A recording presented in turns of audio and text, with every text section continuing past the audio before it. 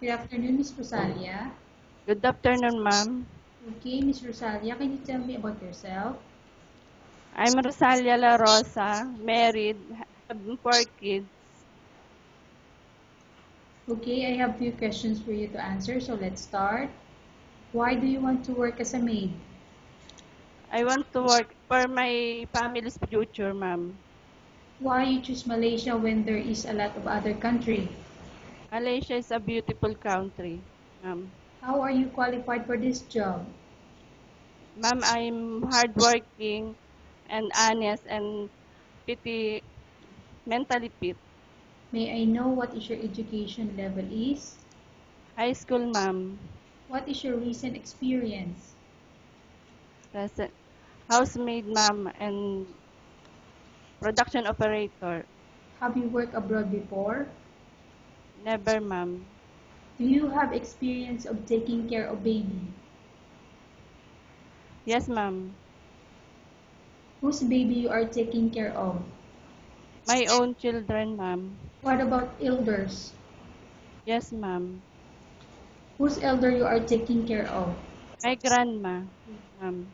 Do you have any other special skills? Sewing and massage, ma'am. Are you willing to learn new skills?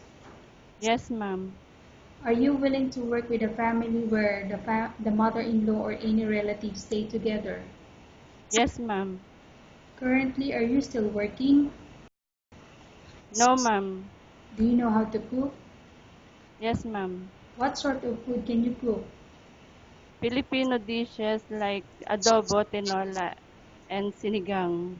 Are you aware that you will have to do washing, cleaning, ironing, and cooking? Yes, ma'am. From all the house chores, which do you like most? Cleaning and cooking, ma'am. If ever you were selected to work in Malaysia, who will take care of your kids? My husband and my mother-in-law, ma'am. You are not allowed to use handphone during working hours. Yes, ma'am. You are only allowed to use handphone after you finish all the works and when going to bed. Yes, ma'am. You are strictly needed to surrender the handphone to your employer in the morning, and your employer will return back to you once you're going to bed. Yes, ma'am. If ever your employer finds out that you're abusing or using your handphone and it's affected your work performance, your employer will confiscate your handphone and you're not allowed to hold it anymore. Instead, your Yes, ma'am. employer will allow you to call to your family 3 times in a month. You're only allowed to bring normal phone and you're not allowed to bring smartphone.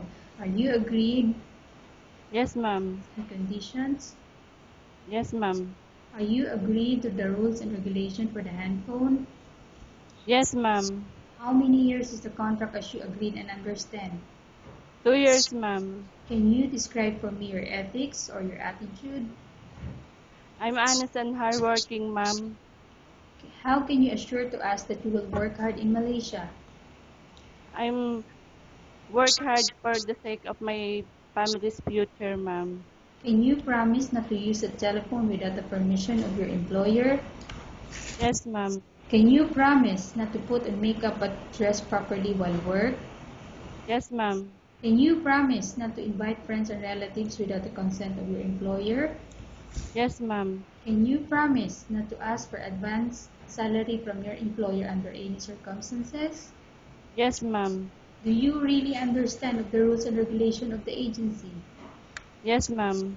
Do you pay any placement fee for you to come to Malaysia to work as a maid? No, ma'am.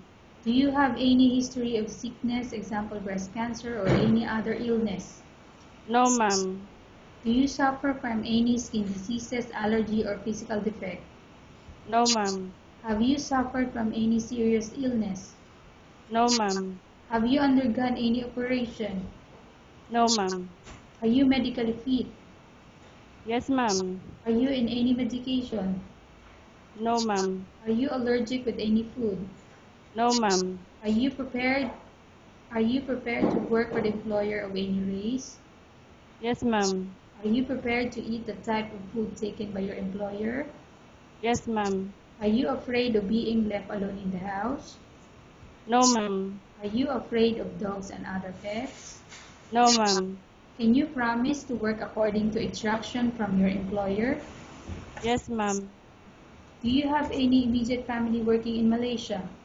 No, ma'am. Okay, Ms. Rosalia, we have finished our question section. Let's go to case study.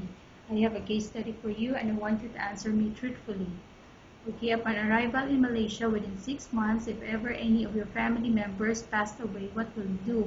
Will you continue to work till finish your contract or you will go back? I will continue my contract, ma'am. Tell us about yourself and why do you want to work in Malaysia as domestic helper? I'm Rosalia La Rosa, hardworking, and I need this job for the sake of my family's future.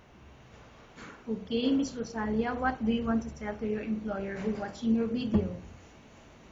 I'm hardworking and honest and mentally fit. Okay, thank you I'm very much, Miss Rosalia. We will update to your agency if there's any selection made by the employer. Thank you, ma'am.